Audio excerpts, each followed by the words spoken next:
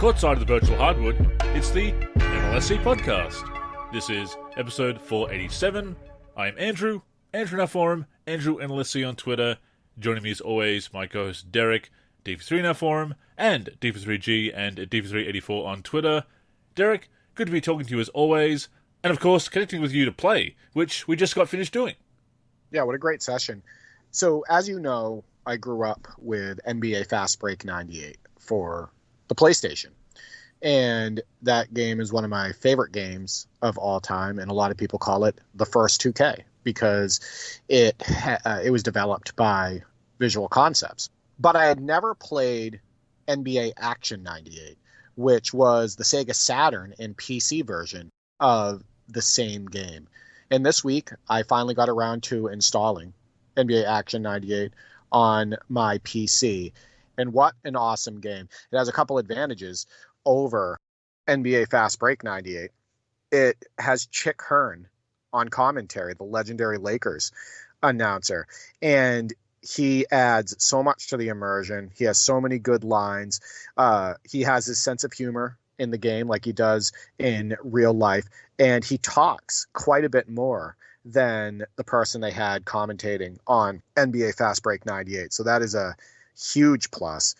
And it is just flat out smooth on the PC, and it looks great. It's interesting that they did go with the different titles on the two different platforms, or the three different platforms, I suppose, and have those differences like having Kobe on the cover. So basically Kobe is the first 2K cover athlete in, if you want to include him as part of the lineage. And if you look at the 2K14 Next Gen, the PS4 and Xbox One intro, when they talk about that game being 17 years in the making, it really is referring back to NBA Action 98 and NBA Fast Break 98. So they do include that as part of their lineage, for sure. So I think we absolutely can as well. It's interesting that Midway actually published that game on PlayStation 1, and as opposed to Sega Sports on PC and Saturn. Saturn, of course, being the Sega platform. But yeah, it is a worthy competitor to NBA Live 98. Absolutely. And another thing I'll point out, too, is, when you talk about the cover art, NBA Fast Break 98 was just a Bulls versus Jazz picture with Pippen going up to score. And, I guess I'd rather have Kobe as a cover athlete as opposed to having Jordan being hidden behind Adam Keefe. Yeah. On the Fast Break cover, because they didn't have the rights to him. So he's guard number 98 in that game. But the funny part about that is obviously guard number 98, which is the Bulls' starting guard in that game. All of his vitals, everything is just like MJ. They didn't try to hide height, it. Yeah. 6'6". Oh, they didn't even try. So it's 6'6", weight 216, North Carolina, etc. So they went as far as they possibly could to make it like Michael Jordan. And he just dominates, too, in the game. He has all of these different dunks in his repertoire. He's really fast. He's really good at putting the ball on the floor. He's excellent.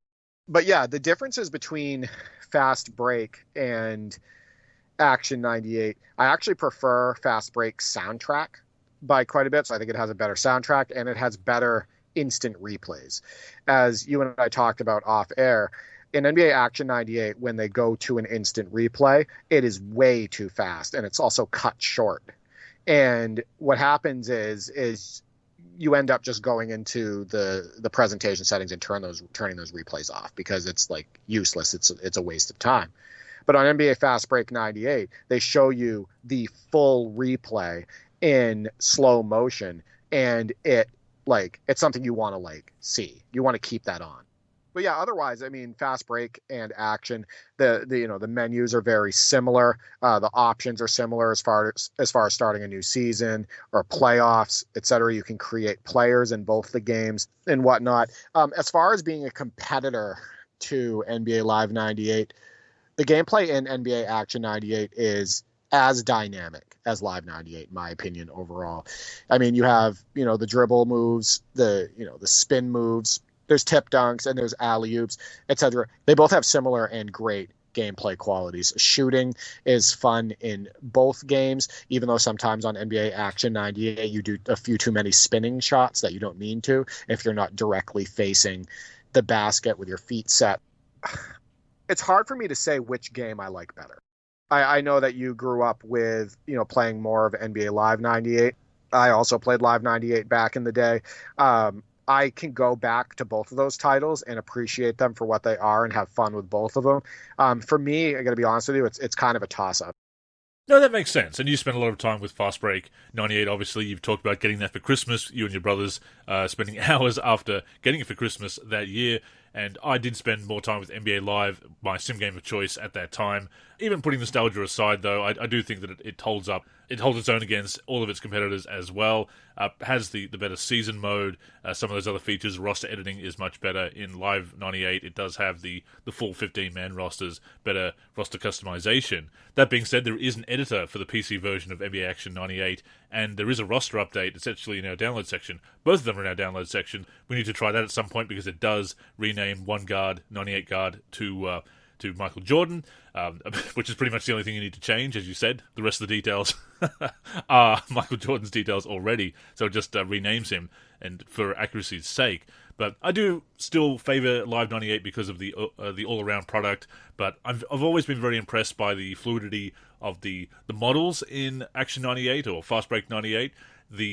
Just the way they move, there's less stiffness to them with the full body animations, I should say, compared to Live 98. But both great games, and we've said it so many times before, Derek, but we miss having those great alternatives in the space. And you can see, back in the day, this is what we grew up with, having those different alternatives. And you talk to people that remember those times, and of course that only goes back to the mid-2000s, really, that we had multiple options in the space, beyond Live and 2K, I mean. And people have lots of great memories with games that aren't Live or 2K, although this is obviously a 2K predecessor, but all the same, these other games that sometimes fly under the radar, people have great memories with them, and it was great to have those alternatives. Yeah, I can agree with that on Fast Break / Action 98. The player models are definitely smoother.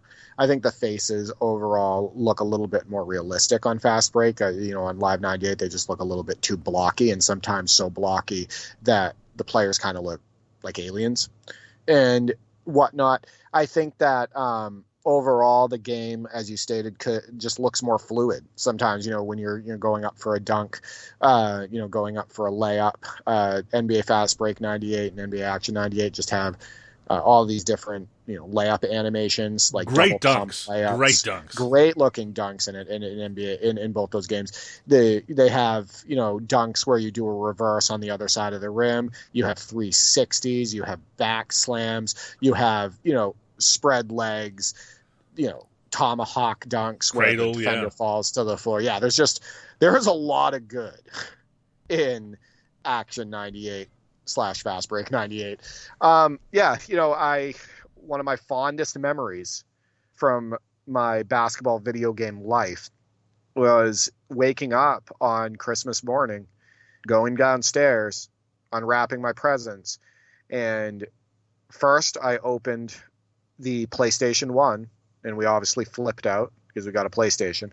And the second thing I opened was NBA Fast Break 98.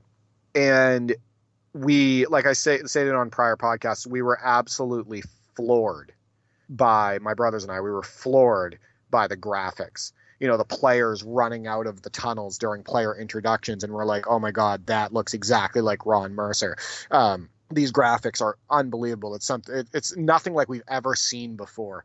And we played so many exhibition games that day on that video game, just because we couldn't stop playing it. We couldn't stop looking at it. It was fun to see all the different animations. And we were like, it can't get any better than this. This is like real life. Obviously, we know better now. But as kids, we were like, this is absolutely ridiculous. But yeah, I can go back and play both of those games. You and I have had NBA sessions on NBA Live 98 where we had an absolute blast using either stock teams or roster mods. And the way it was when I was growing up is we had NBA Live 98 for the PC, and we had NBA Fast Break 98 for the PlayStation. And we would play both quite a bit. We modded the PC version of NBA Live 98. We'd play against each other on that, or, on the same team and whatnot, huddled up in front of a small monitor with our bulky computer tower. Then we'd obviously have the, PlayStation in the other room where we'd game and play NBA Fast Break 98. But yeah, I mean, there were certain titles that, as far as options, like you were saying, there were certain titles that I visited later in life that I didn't get my hands on from that time frame when they were new. And, one of those actually was NBA Shootout 98. And I've been actually playing that a little bit recently. And I really wish that was a title that was in our rotation back then, because I do think that that's another game that, holds up in its own way to Live 98 and Fast Break 98. However, I will say that it's probably third as far as overall quality, gameplay-wise, in comparison to those two. I tend to agree. And I know that we've both really enjoyed collecting these games over the past few years and expanding our collections and playing these games that we didn't spend as much time with back in the day, and seeing what they were doing differently and realizing that there were some other fun games out there. That doesn't mean that we regret the time we spent with the games that we did have, because those were fantastic games and still hold up. It's why we still go back to them and play them to this day. But it has been a joy to discover these other games and see what they were doing. And of course, I'm always doing my articles where I'm talking about various roster trivia from back in the day with Wayback Wednesday and so forth, where I'm finding out which games had different rosters. And there were some games were released a bit later, so they had slightly updated rosters. For example, Dominic Wilkins, not in NBA Live 97 on the Spurs, but Total NBA 97 or NBA Shootout 97 as it was released over there. He's on the Spurs there. So there's little differences like that are a lot of fun. The games themselves, obviously, a lot of fun as well. And we just love revisiting them. We will continue to revisit them. Saw a comment on our YouTube channel asking for more footage of NBA in the Zone 2. So that'll be another game to revisit, Derek.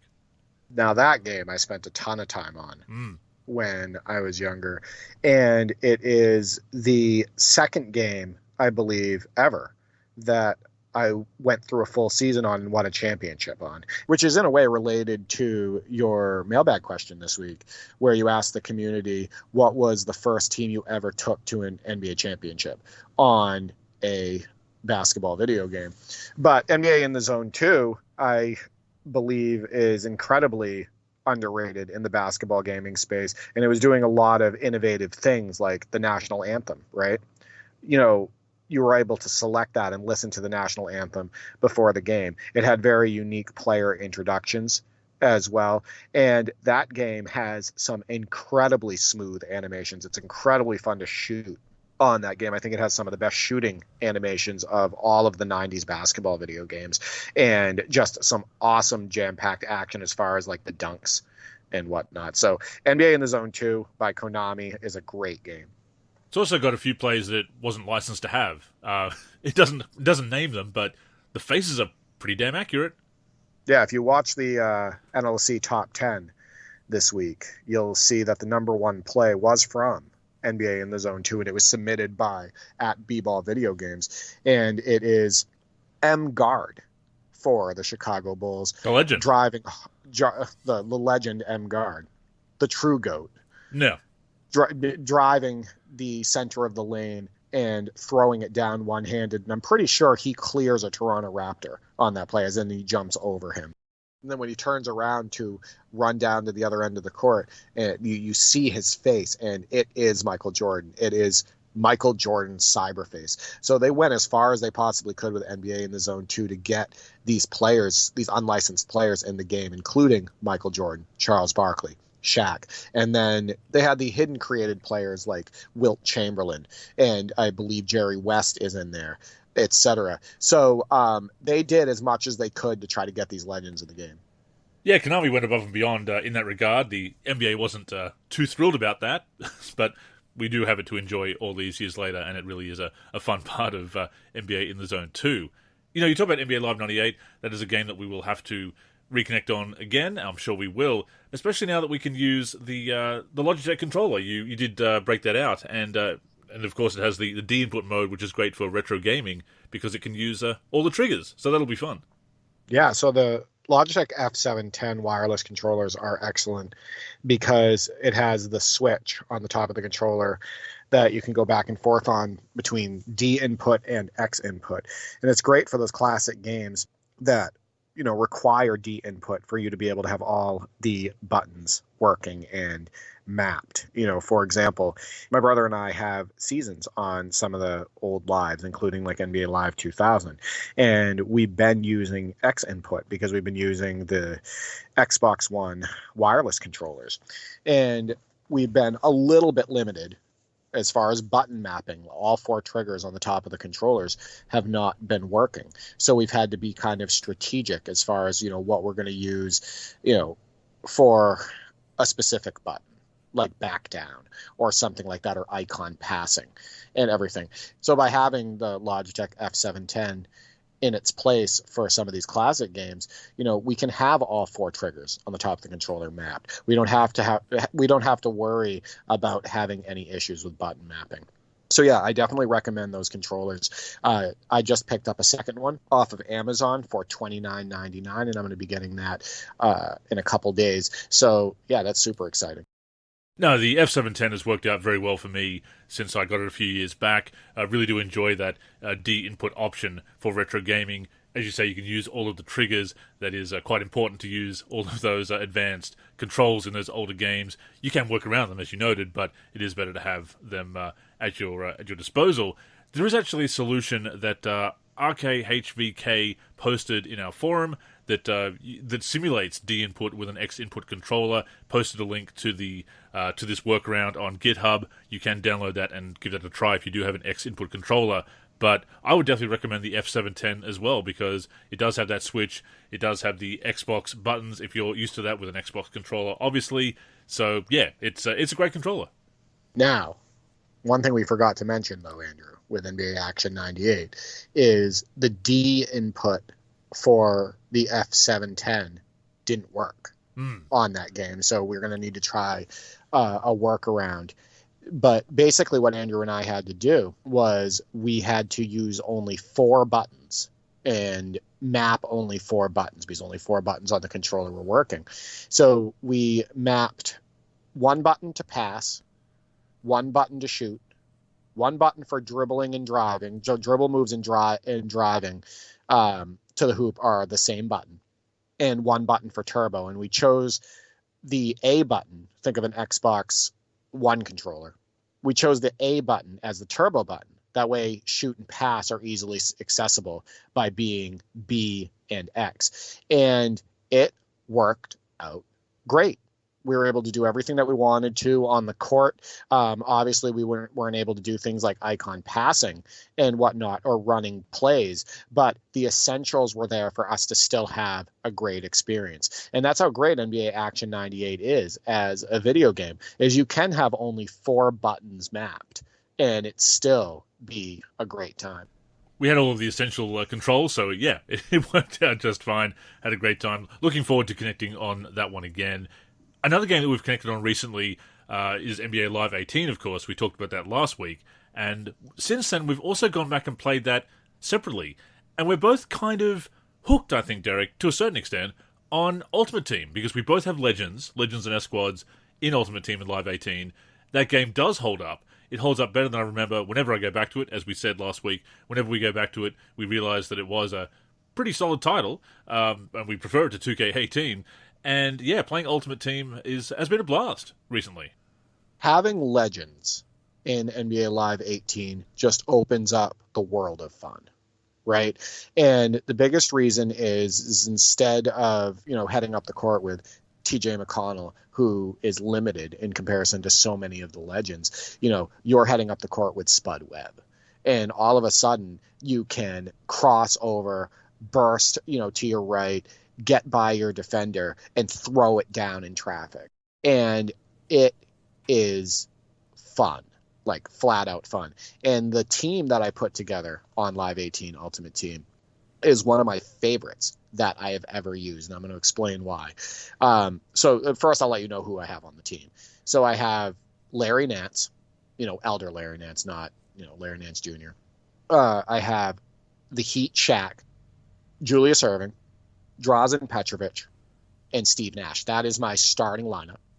And then, so I got shooting, I got slashing, I got height, I got length, I have power. It's just like everything all in one. It's an awesome starting 5 to use. And then on the bench, I have Bill Walton and Spud Webb.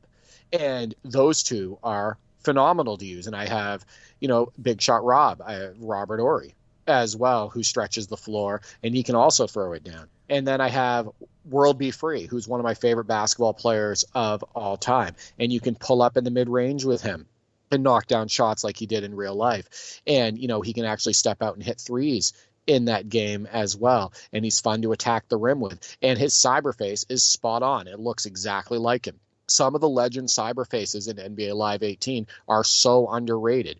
Bill Walton, Julius Erving, Spud Webb, Larry Nance, like World Be Free. The cyber faces are awesome. But the reason why I enjoy this team so much is they are not overstacked. I'm not sure how else to word that. They're like not too dominant. It's not like having Magic Johnson, Michael Jordan, Larry Bird, Wilt Chamberlain, Kobe Bryant, all of that, and like having like just so many of the top tier legends. It's having a mixture of some top tier legends and then some, other great players, and then some, mid-tier classic players like Robert Ory and everything. And it's just a combination that I really enjoy using on the floor. And I posted a highlight video of one of my games against the Philadelphia 76ers in Live 18 Ultimate Team. And it's, an alley-oop to Larry Nance where he does a windmill and throws it down. It's Spud Webb getting that first step and going into a jump stop slam in traffic. It's the Doctor, Julius Erving, doing just many stylish dunks and stylish moves at the hoop. He has a lot of signature stuff in that game and a lot of dunks that look just like the Doctor, and it looks awesome. And, I have Shaq with a two-handed monster dunk. Steve Nash hitting shots on the move, off balance and whatnot. I have Petrovic hitting a three at the top of the key at the buzzer of one of the quarters and hitting a corner three. I have World Be Free with two mid-range shots. It's just like, it's a fun group, a diverse group of players that is just really fun to use.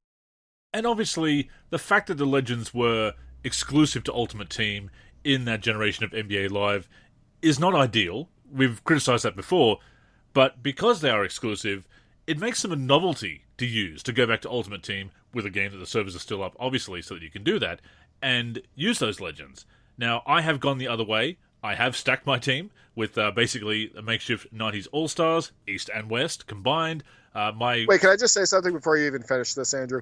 I want to point something out. These are some of the best highlights. Like that footage that you share of your Live 18 Ultimate Team with the 90s Legends, it's my favorite footage that you've ever posted. Really? I just want to point that out. It is. It's an era that I love. It's the All-Star uniforms that you're using. It's the camera view that you're using. It's watching you throw lobs to Sean Kemp. It's watching you attack the hoop with Penny. It's watching Clyde Drexler throw it down in traffic. It's just, those are my favorite clips that you've ever shared. And it looks awesome. And of course now I'm capturing them with the Elgato HD 60, so I can actually do that in proper 60 FPS as well. So they look better than what I captured when I did my 90s All-Star reel back in the day. So I do need to do another one now that I've amassed a bit of a reel again. But yeah, it's been a fun squad to play with. Hakeem in the middle, and I've also got Shaq coming off the bench, Lakers Shaq, Sean Kemp and Gary Payton. Obviously got to play with those two and throw lobs, as you said. Scottie Pippen. Not the biggest fan of some of the things he said, but obviously still a great player. Still one of my all-time favorites, really, I guess, that aside. Starting at small forward, Clyde Drexler as the shooting guard, Mitch Richmond coming off the bench, and just many of my favorites from the 90s, playing with them in Ultimate Team like that. It's been really rewarding to go back and play NBA Live 18 again. I've enjoyed having that back in my rotation. I think I overlooked it a little bit when it was the current title, and I was pretty critical of it as far as, the game being a bit stiff. I didn't like the feeling of shots that's fair. on the move. Those criticisms are fair. Yeah, I mean, the critiques, I still stand by them. But I think that I didn't play it as much when it was the current release as, I probably should have. That's the way I look at it. I mean, the post game I still feel is a little bit clunky and stiff. Not as many options as you should have down there. Like I said, shots on the move, all that stuff. I also think that there's a little bit too much, body blocking and being forced to pick up your dribble. I think that the dribbling feels pretty much the same with most players. Like there's no signature size ups. There's no signature aspect to the dribbling. The dribbling is very simple. When you try to do a crossover, there's no such thing really in that game as like a wide, realistic, fast crossover. They're all just kind of like mini crossovers, mini dribbles. So like, I'm not really a big fan of the dribbling in that game.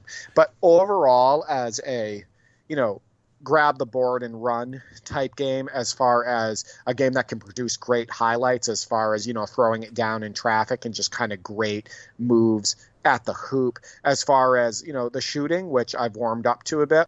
It's not the worst in video game history. The shooting is kind of fun. I love getting out there and, shooting threes with Drazen Petrovic. And like I stated, getting in the mid-range with World Be Free and shooting some shots on the move with Steve Nash. So like it has enough solid gameplay elements and appeal, from an atmosphere and presentation from those aspects where I have been actually like truly enjoying it. So you're going to see more Ultimate Team footage from both Andrew and I. Definitely, and of course we can't adjust sliders in that in Ultimate Team. You can adjust them for franchise mode and exhibition play. And we did have a question, a comment on our YouTube channel again, asking about whether we had any slider suggestions. At the moment we don't, apart from your suggestion of cranking up the speed, obviously, which we did in our games that we played over Parsec. But maybe we can put something together and throw that out there as a suggestion for, because, that was a question somebody asked, whether we had any sliders for franchise mode. So if we do devise anything, we'll definitely let you know. Right. For NBA Live 18 and NBA Live 19, I had the game speed at 95. And you might think, whoa, that's crazy. But if you actually watch the gameplay video where Andrew and I use the Lakers on NBA Live 18 versus the Spurs, you'll see that the pace was excellent. It works. And what I found is that, it definitely works. It creates for more of a fun game. And at the same time, I find that when the speed is increased in those two games, that the game feels more reactive. Like the animation delay will not bug you as much. It feels like there's less of a delay on your dribbles, on your shot, on your passes, on your catches, all of that stuff. So my number one thing that I would recommend would be to up the game speed and give that a try. So stay tuned for possible slider tweaks for people who want to go back to Live 18. And, of course, more gameplay footage, more highlight reels from that game, and other games that we're playing. Yeah, absolutely. And I also want to point something out. You're hearing Andrew and I every single week talking about, our experiences with classic basketball video games. If you're not already into retro gaming, retro hoop gaming, etc., there's still time. Oh, yeah. There's still time. Get into it. It's not an expensive hobby. If you have a working PC, a lot of these PC games are super cheap. There's the emulators and ROMs out there, all of that stuff. You can still get into it, and it is a blast. And Andrew and I always have something to play. And shout out to Uncle Sam's Reject, who provided us with a way to get NBA 2K16 on Steam, if you haven't already. Yeah, you can still actually get NBA 2K16 off of the GameStop website, and it is still $59.99, and I know that's ridiculous and whatnot, but you can still get the digital version. There's a digital option to select when you go to purchase that game, and what will happen is they will send you a code to download the game. And a lot of people loved NBA 2K16. Some say it's the best in the entire series. They did a lot of innovating with that game. They added a lot of new additions to that game. That's the game that expanded the classic teams. That's the game that added all of that new My League customization stuff, like the jersey creator, the court creator, all of that stuff. In fact, we had Leftos on the show, a couple of years ago, and he said that he almost felt like they went a little bit too far with that game as far as implementations and advancements and everything. So, like NBA 2K16 is great, and if you want to get it for Steam, you can still do so. Before we go on, a reminder that the NLSC podcast comes out every week on the NLSC, me-live.com, as well as our YouTube channel. We're also on Spotify, Apple Podcasts, and other podcast apps. If you're listening on any of those apps, we'd greatly appreciate a review. To keep up with the show and everything we're doing with basketball gaming in general, connect with us on social media. On Twitter and Facebook, we are the NLSC. We also have an Instagram, NLSC Basketball, and on YouTube, we're youtube.com/NBA Live Series Center. Once again, visit us at nba-live.com, where in addition to the podcast, you'll also find all of our original content, as well as our forum and modding community.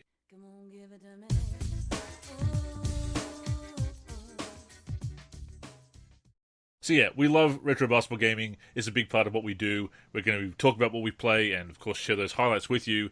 At the same time, we are looking forward to 2K24. The previous season has technically tipped off, and with August right around the corner, there's going to be more news coming.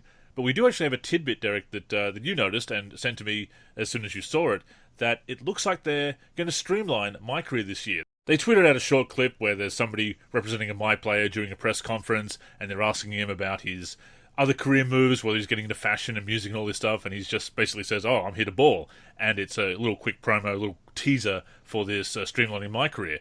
And I'm surprised with this, Derek, because I've written a couple of articles recently where I've talked about how the open world is a bit of a mistake and a bit of a misfire in MyCAREER, how I feel like the mode has reached the point of no return, that it's just going to keep going into this open world scenario and all these quests and these things that have nothing to do with basketball. But that sounds like they're actually backing off that. And I am surprised because, to me, I didn't think that would happen because it would seem like they're going backwards. Like, oh, we're making it more simplified. We're simplifying this experience after pushing the envelope with it. So I was surprised, and I'm kind of glad to see that. And I don't know whether I'll get into MyCAREER this year because of all the grinding. And and of course, I have trouble sticking with anything in new games that I know are going to be gone in 27 months when they shut down the servers. But I am glad to hear that and hopeful about it because I did think that the mode had reached the point of no return, but maybe not.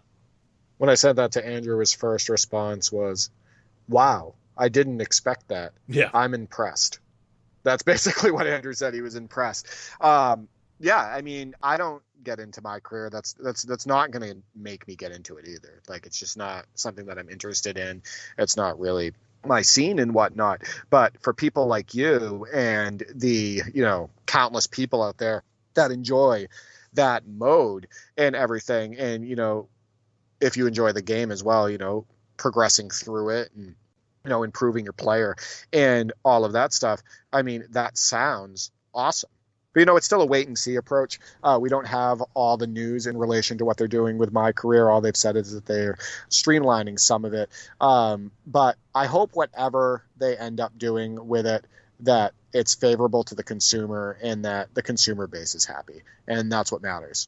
Definitely. And it is intriguing because, as I said, they were going down that direction where it was pushing more in that non-basketball direction with quests and so forth. A lot of pushback in 2K23 where you had these mandatory quests where you couldn't even play the next NBA game until you ran around the city and did these quests. So they've probably got a lot of pushback on that and changed direction from the sounds of it. As you say, we'll need to wait and see what it entails, but definitely some good news there, or some promising news at least. Yeah, listen, Trae Young, before you have your next game with the Atlanta Hawks, we need you to run around the city. Wearing a hot dog hat, yeah. Wearing a hot dog hat and, do a few things that are not relevant at all in relation to your time with the Atlanta Hawks and on the basketball court and, your time in the NBA. Yeah, I thought the Quest thing was stupid. All the footage I saw of it, everything I heard about it. So the fact that they're getting rid of that after only, a year, that's impressive. I mean, there's a reason why I've been playing NBA 2K14 MyCAREER. I mean, also the fact that I've been enjoying that game so much and playing through 5 full seasons and into my 6th, 5 straight championships. And there is something special about winning a virtual championship. Obviously, putting in all that time, and especially when you're playing on 12-minute quarters and playing every single game, no simulating, whether it's a career mode or a franchise mode. And that is something we have both done over the years, playing all the way through to a championship. But it's not always necessary to enjoy a game, Derek. And there's a lot of games that I love, a lot of my favorite games that I've never actually won a championship in, or I've not without simulating anyway. And I think that's the same for a lot of people. But at the same time, it is very satisfying to play through a full season and get a virtual ring. Yeah, I've done it a few times, solo, and then more often I've actually done it co-op with my brother Nick. And as far as my brothers and I, like all three of us, playing a season together, The furthest we ever got was actually on NBA 2K16, where we had a Ultimate Classic team season, and we all controlled a team, and we were each other's opponents for every game. Every game was 48 minutes long, and we got into the second round of the playoffs, and we still haven't finished that season. But that's actually the furthest all three of us have gotten together. But yeah, you posed this question to the community. Yeah, I posted a clip of the championship celebration in NBA Live 96 PC. Ironically, Derek, a game that I haven't won a championship in, but I have obviously simulated through in playoffs mode and seasons before to see the championship celebration cutscene, and asked, which basketball video game did you win your first championship in, and who was lifting the virtual Larry O'Brien trophy? And the community responded. First up we have Mio, says, I honestly don't remember, but I do know that the latest virtual championship was my 2K13 career mode with the Cavs. Best guess would probably be a custom team in 2K11. And that's interesting, using a custom team and taking them all the way through the championship. Yeah, I'd be curious who was on that custom team, right? Yeah. Should expand on that because I'd love to hear who was on there. As far as the 2K13 Cavs, that's post LeBron, right? So or pre-LeBron, as the case may be. Or exactly right, exactly. Or pre-second stint with the Cavs LeBron. But that team has a very young Kyrie Irving. They have, if I remember correctly, Anthony Bennett, Anderson Varejao. I believe they had Bobby Gibson still. Is that correct? Daniel Gibson? They did indeed, yep. Yeah, so that team's interesting. I think they also had the LeBron replacement, J.J. Hickson, as well. So that team is an interesting team to take to a title, Andrew. Alonzo G, the legend. Alonzo G, I didn't even want to mention him because I was, kind of talking poorly about that Cavs team. And I didn't want to include him in that poor talk because he is an absolute video game legend. MF Don says that it brings back memories and probably won his first virtual championship with the Sonics. And based on the response, I'm guessing, in the mid-90s there. So a Kemp and Peyton Sonics team. Yeah, I mean, you can't go wrong with that. No. That's our go-to on NBA Jam on Fire edition. And whenever I'm doing like an all-time fantasy draft with my brothers, or if I'm playing solo against the computer and Sean Kemp is available, I take him pretty much 100% of the time. Next up we have Brandon BC Price 86 says the 1992 Chicago Bulls in Bulls vs. Blazers. It had to be about 1994, I believe. And that's pretty cool, obviously. And it also speaks to how we didn't necessarily get the new game every single year when we were kids in the 90s. And sometimes we'd play those games for a couple of years, and that's how you'd finish the season. Oh, no, 100%. So around that time, I was playing Tecmo Super NBA Basketball, Andrew. And I actually won a championship on that game with the Pistons. And so that was Woolridge, Joe Dumars, Isaiah Thomas, Dennis Rodman, and Bill Laimbeer in their starting lineup. And that was an absolute blast. That was the first game I ever finished the season on. The second one was NBA Showdown. So again, right around that time, right around like 1994 when he was doing that on Bulls versus Blazers. And I won a championship with the Boston Celtics. And that was the unbelievable souped up Kevin Gamble, where in the playoffs, all of a sudden his speed got 10 times faster. And I don't know if it was a glitch with my cartridge or if that's a glitch in the game in general. Like I said, I got to go back and check that. But that's the game where I was flying up and down the court with Kevin Gamble and just scoring over and over and over again and just blowing out the PC. And then after that, I won a championship on NBA in the Zone 2 using the Detroit Pistons.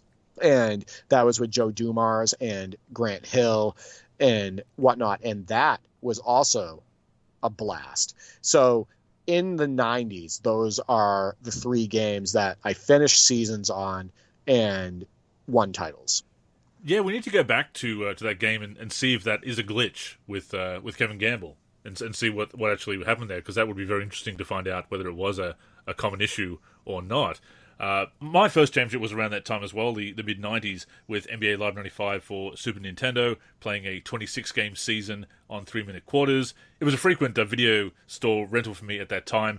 Didn't have it in my collection yet, so just had to finish it as quickly as possible when I had it for a week. So 26 games and 3-minute quarters it was, and 1-1-1-1 through the playoffs, or it might have been 1-3-3-3 as it was at the time.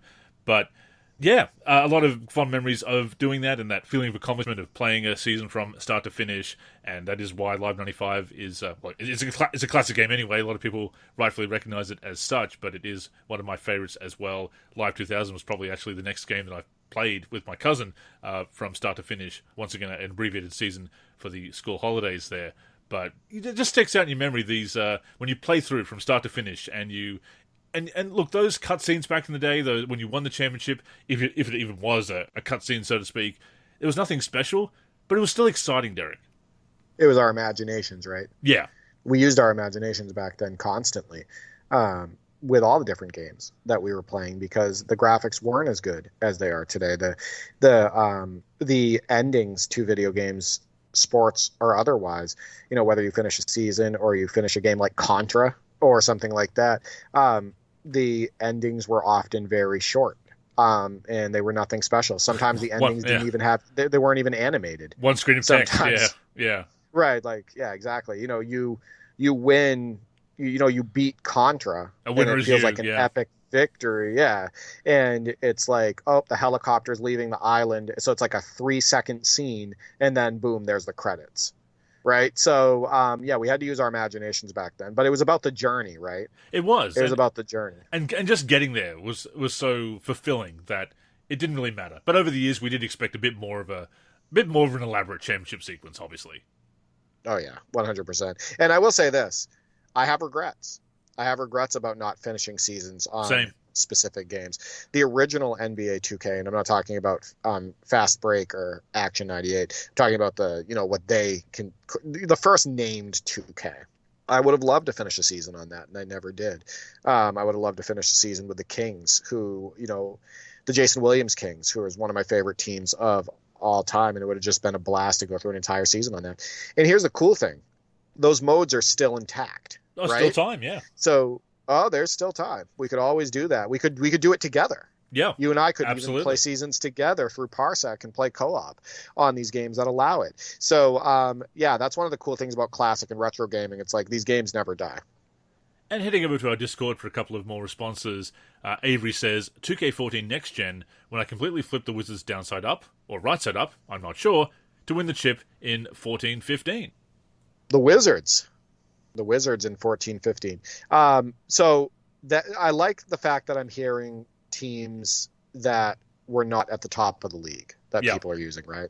Like the Cavs and the Wizards and everything. It's because you want that journey to be tough. You want to be, you want to be able to fight through adversity. You want to be able to turn a franchise around. That says something about you, in my opinion, as a gamer and even as a person, because you don't want to take the easy way out. And I think that's really cool. And the fact that you're able to accomplish that, I don't care what difficulty level you're playing on, the fact that you're able to accomplish that and get enjoyment out of it, that's awesome.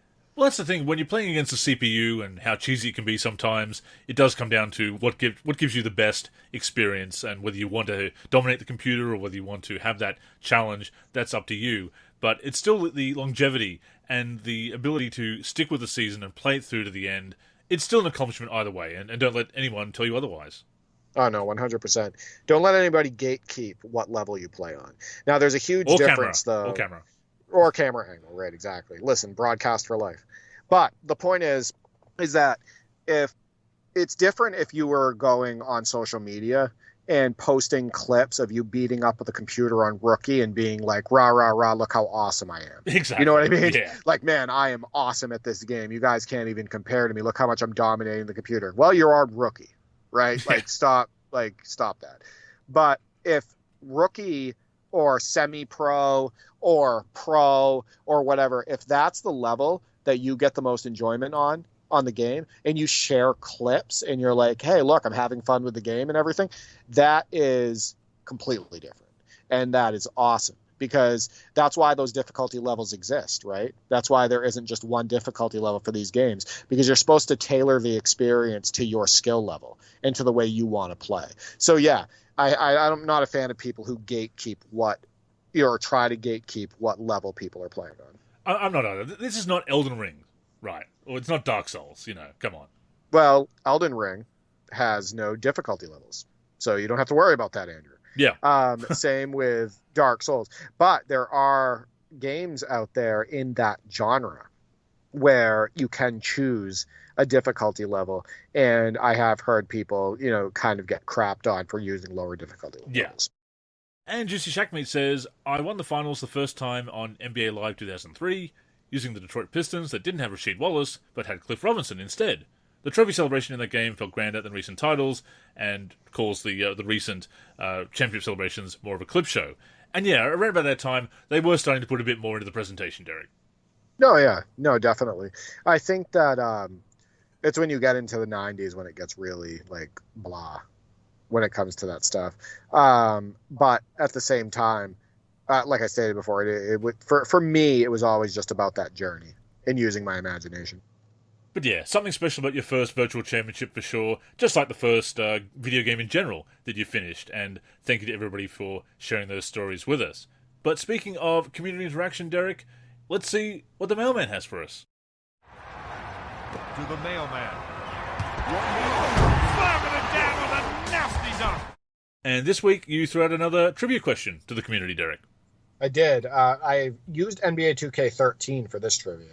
And I asked the community, can you match the name of the player to his overall rating? So on the right side, I show ratings. It says 83, 79, 90, 86, 78, and 85. And then on the left, I show the player's name, which is Kemba Walker, Eric Gordon, Andrew Bynum, Rajon Rondo, Kyrie Irving, and Aaron Aflalo. Now, Andrew, you quizzed me last week, and I got 2 out of 6 on your trivia. Let's see how many you can, get right here and how many you can connect.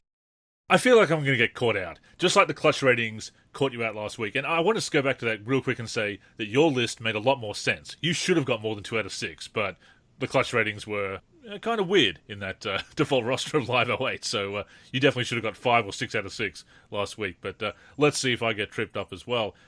I'm going to say Rondo 90, Bynum 86, Gordon 85, Irving 83, Walker 79, and Aflalo 78. But let's see. That was incredibly impressive.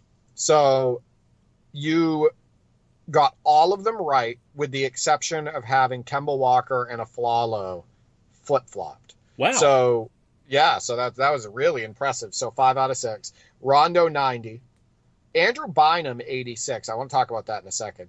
Eric Gordon 85. Kyrie Irving 83. Aflalo 79. And Kemba Walker 78. And here's the funny part, Andrew. Andrew Bynum is on the Philadelphia 76ers in the default roster in this game. So I was really impressed because this was right after he was out of LA. He was going to go to a new team. As we know, that didn't obviously work out because of injuries with Bynum in Philly. But I was surprised that the community was able to guess Bynum correctly at 86 overall. The majority of guesses had Bynum guessed correctly, and I thought that was really impressive. Here's the other fun fact about this.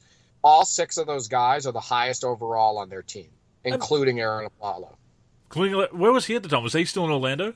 Yes, and he is 79 overall, and he is the number 1 highest overall player on that team. Not a strong year for the Magic, of course. The reason that Bynum is on the 76ers that year was, I believe, as part of the multi-team Dwight Howard trade that sent him from the Magic to the Lakers. So that's why Bynum has that phantom stint on the 76ers. Of course, you can read about that in the Friday 5 series on players who only appeared on certain teams in games.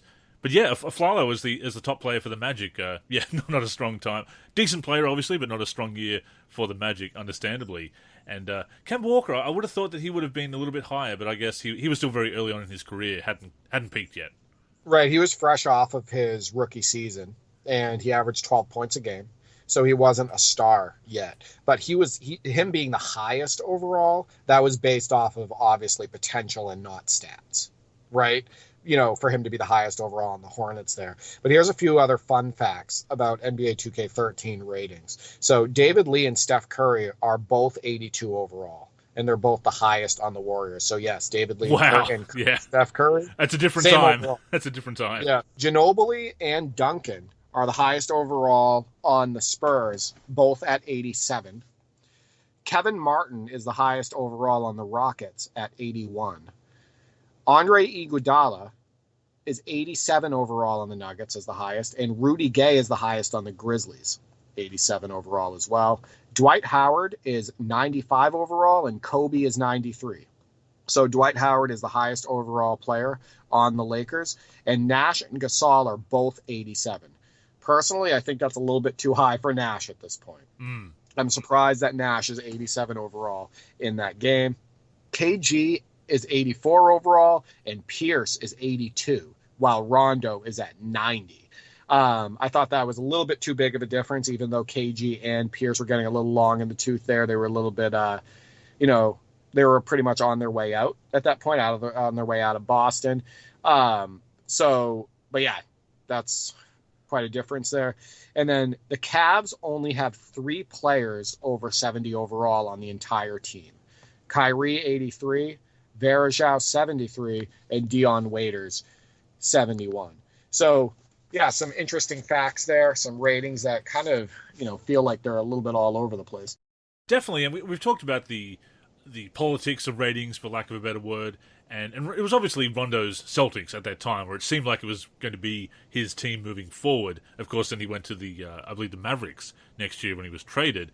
But 90 overall, and that much difference between him and Pierce and him and KG. Yeah, that's. I don't think his individual ratings really warranted that, or wouldn't have thought so. No, I don't think so either. But yeah, no, you did excellent. 5 out of 6. Good job. So let's see how the community did with this week's trivia. First up, we have SweetJones_OTF. Big Perk, of course, says Rondo 85, Irving 86, Kemba Walker 90, Gordon 83, Aflalo 79, and Bynum 78. And probably a year early on Bynum dropping with his injuries there.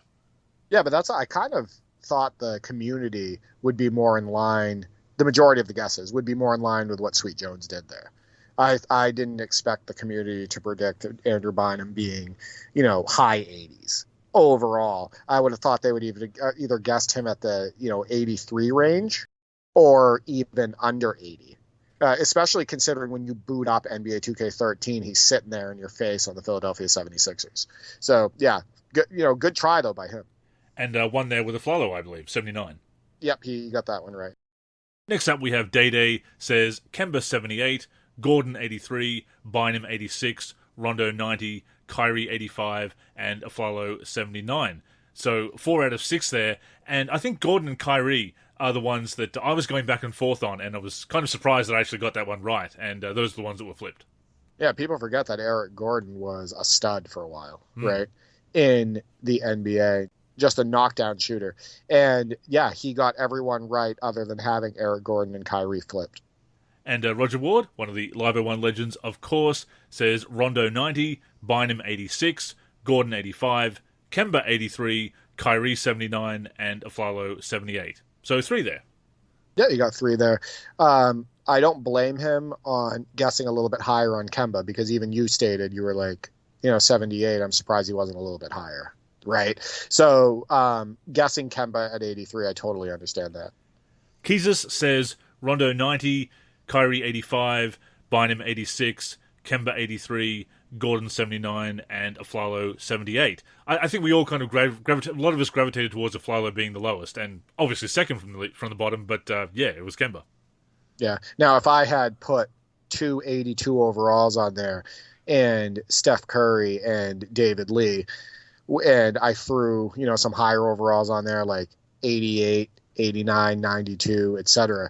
Do you think that anybody would have guessed that Steph Curry and David Lee were the same overall? No, not at all. Right, exactly. So I think sometimes, a player's name, right, automatically makes you think of a higher rating. And I think that's also what's happening here with Kemba, with these guesses related to him, and even some of the higher guesses related to Kyrie's. You hear Kemba and you think, we're talking mid-2010s, you're thinking all-star, right?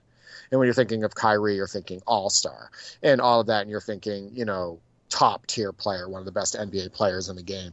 But we're reflecting here on the 11-12 season. So we're actually talking like early 2010s here. And of course, with Steph Curry in particular, You know, he was coming off that season where he missed most of the year with the ankle problems, and there were concerns about his future and whether he'd be healthy, to the point where there was debate whether he or Monte Ellis should have been traded, which sounds ridiculous now. Yeah. And I mean, people also forget in relation to David Lee is David Lee was a double-double guy, like a regular double-double guy. An all-star like, once, yeah. Yeah, an all-star at one point. So, like, but yeah, like, again, you hear the name and you automatically think higher overall. And LRB says, Kemba 78, Aflalo 79, Kyrie 83, Gordon 85, Bynum 86, and Rondo 90. So 6 for 6 there. Yeah, that's impressive. So he automatically wins the trivia, and the best somebody else can do is tie him. So that's good stuff. Good stuff. And to see whether anybody can, we head over to the Discord now, where Juicy Shack Meat says, Kemba 78, Gordon 85, Bynum 86, Rondo 90, Kyrie 83, and Aflalo 79. So there you go. That's two tied. Two winners tied. this They week. got all sick, right? Yeah, that's pretty impressive because I got to be honest with you, I didn't think anybody was going to get 6 for 6 on this, so that's impressive. So congratulations to this week's winners, and thank you to everybody who participated. Always fun to look back at these ratings, Derek, and like you say, trying to put yourself in that headspace of remembering what they were at the time and trying to avoid that bias that comes with, and that initial thought that comes when you hear the player's name, and try to put it in that right time frame of the NBA and also the politics that goes on with ratings and so forth. But some interesting ratings there, obviously, and yeah, looking forward to more trivia. The trivia gets people's minds working, and at the same time, it allows them to go down memory lane, right? It feeds nostalgia. And what's really cool about doing trivia on these classic games is it had all the people who participated in this and all the people that saw the question, you know, it sent their brains back to the 11-12 season, right? The early 2010s NBA. And, you know, a while back I did a trivia, I want to say on NBA Live 2004, and then immediately everybody's brain started going to work as far as thinking about the early 2000s. So, yeah, I think the trivia is a lot of fun for those reasons. And 2004 was a tough one because of all the lower-rated players, especially the legends. Right, and the rookies. Yeah. The legends and the rookies. I can't even believe how low-rated some of them are. So yes, we'll continue to do trivia in the mailbag and other mailbag questions and community topics as well. And thank you once again to everybody who took part this week, and of course, each and every week when we throw out those prompts. With that being said, that has brought us to the end of this week's show. As always, we thank you for tuning in and invite you to join us again next week, either on the NLSC, nv-live.com, our YouTube channel, or your podcast app of choice. In the meantime, please connect with us on social media. That's where you can get in touch with us and, of course, stay up to date with all of our content. So, Derek, go ahead and plug the handles. Yeah, you can reach me on Twitter at D43G or at D4384. You can also reach me on YouTube, D43, and on the NLSC, D43. I am Andrew in the forum and Andrew NLSC on Twitter. The NLSC is on Twitter and Facebook at the NLSC. We're also NLSC Basketball on Instagram and Threads. We're on YouTube at youtube.com/NBA Live Series Center. And of course, keep it locked to the NLSC itself, nv-live.com, for everything we do for basketball video games. So, thank you once again for tuning in, and until next time, I'm Andrew. And I'm Derek. Go get buckets, everyone.